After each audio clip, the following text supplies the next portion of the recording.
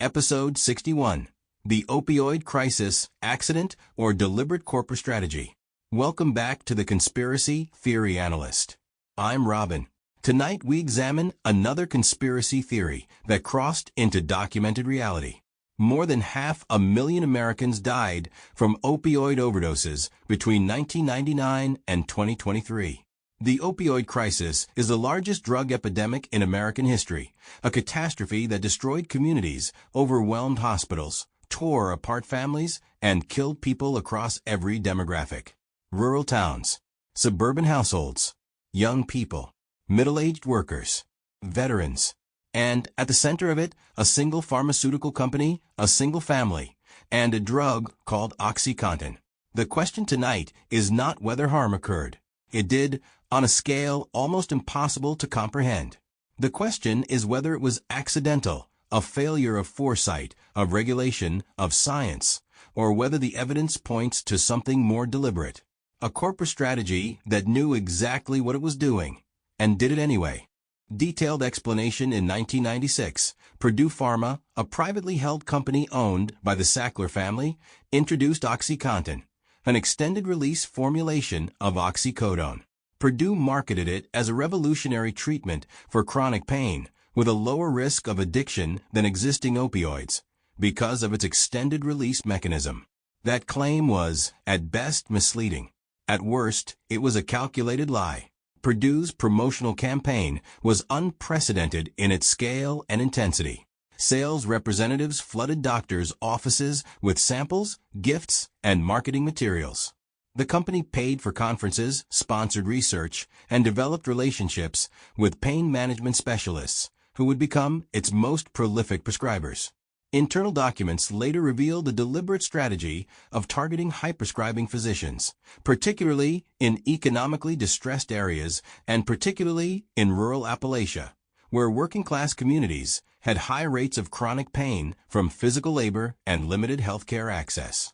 Within years, the scale of addiction was becoming visible. People who had been prescribed OxyContin for legitimate pain were becoming dependent.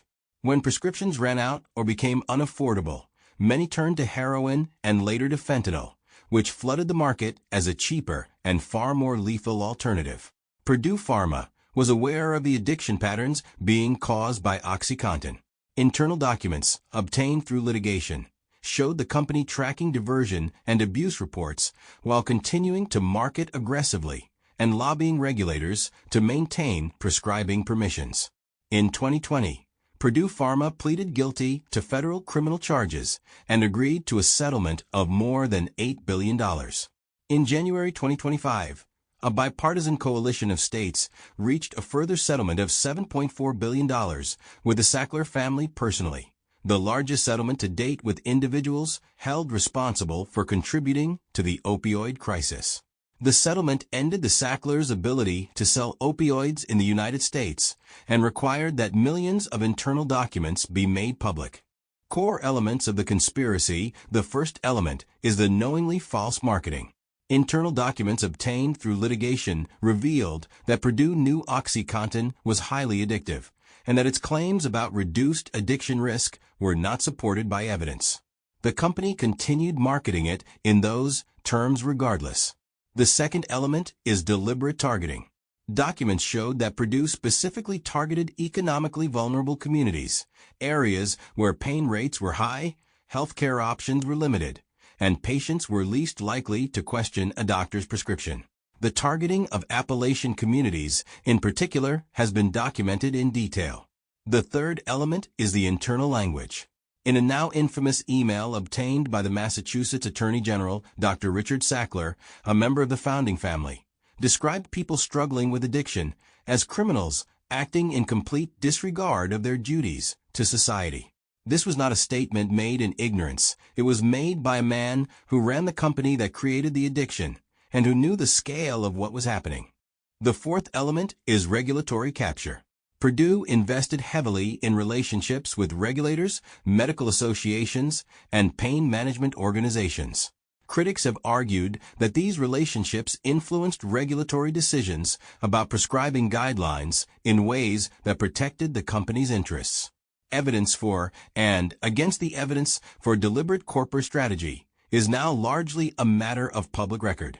The criminal guilty pleas, the civil settlements, and the litigation documents together establish that Purdue knowingly misrepresented OxyContin's addiction risk, deliberately targeted vulnerable communities, monitored abuse patterns while continuing to profit, and used its wealth and influence to shape the regulatory environment around its product. The Sackler family, in settlement statements, denied liability and insisted the company's medicines were never intended to harm anyone. They argued that the prescription opioid system involved regulators, doctors, pharmacies, and patients, not just one manufacturer. They pointed to the role of illicit fentanyl in driving overdose deaths, as distinct from the pharmaceutical opioid crisis. These arguments have a degree of validity. The crisis involves multiple actors, and Purdue was not the only pharmaceutical company involved. Johnson & Johnson, McKesson, and numerous other manufacturers and distributors settled litigation for their own roles. But the scale of Purdue's specific conduct, the false marketing, the deliberate targeting, the internal documentation of known harm, goes beyond what could be characterized as an honest mistake. Arguments in favor of conspiracy framing for those who frame this as a conspiracy. The argument is precise. This was not negligence. It was a strategy. Internal documents show the company knew. Internal emails show the family's contempt for the people their product was addicting. The regulatory and political influence the company purchased ensured that corrective action was delayed by years, while hundreds of thousands died. They also point to the impunity of the Sackler family specifically. Despite paying billions in settlements, no individual member of the Sackler family has been criminally charged or imprisoned for their role in the crisis. The family transferred billions of dollars out of Purdue in the years before bankruptcy in ways that critics described as asset stripping to protect personal wealth from litigation. They retained significant personal fortunes. Their name remained on museum wings and university buildings, many of which have since been removed following sustained public campaigns. Arguments against conspiracy framing skeptics of the conspiracy framing, and they exist, even among those critical of Purdue, argue that calling it a conspiracy conflates corporate malfeasance, which is documented and prosecuted, with a coordinated hidden plot, which implies a level of deliberate architecture that the evidence shows evolved over time rather than being designed from the outset. They also argue that the broader crisis, the hundreds of thousands of deaths involving illicit fentanyl, heroin, and polysubstance use, cannot be laid entirely at Purdue's door, and that doing so simplifies a public health catastrophe with multiple causes. Public opinion and broader impact, the opioid crisis has reshaped American politics, healthcare, and law. It produced landmark litigation against the pharmaceutical industry. It forced the medical profession to confront its prescribing practices. It generated a wave of investigative journalism, documentaries, and legislation.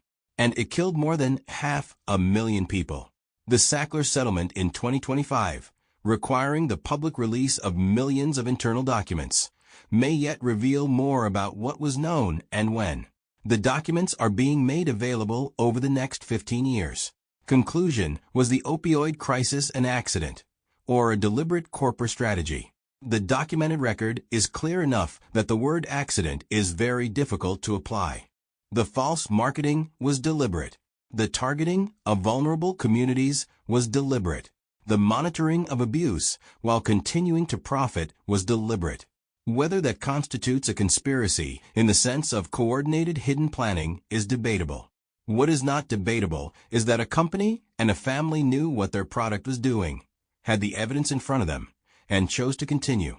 For those who call it a conspiracy, the evidence is largely already public. For those who prefer the language of corporate crime, the settlements and guilty pleas have already provided the answer. What is certain is this: 500,000 people are dead. The family responsible is still wealthy, and the documents are still being released.